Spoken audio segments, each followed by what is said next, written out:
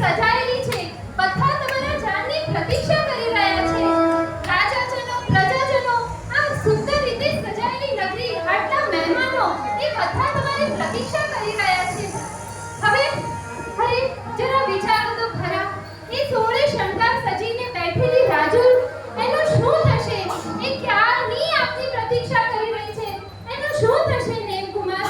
જરા વિચારો નેમકુમાર. આવું ના કરો નેમકુમાર. તમે ચાલો ને, તમે ચાલો.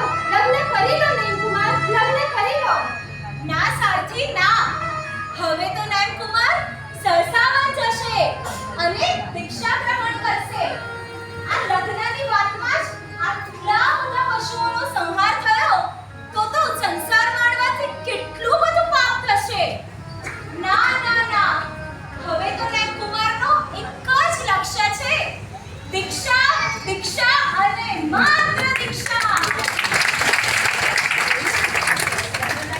નેમકુમાર, નેમકુમાર, અરે નેમકુમાર, જરા વિચારો નેમકુમાર, જરા વિચારો તમે. પાછા વળો. ઓ નેમ, સારથી, આ શું થયું? રથ પાછો કેમ વળી રહ્યા છો તમે? અરે માતા, તમે જુઓ ને, નેમકુમાર લગ્ન કરવા માટે મના કરે છે. એ જાન લઈ જવાની ના પાડી રહ્યા છે. તમે જ સરસ સમજાવો ને માતા. હું ક્યારની સમજાવી રહી છું, હવે તમે જ કહો એમને.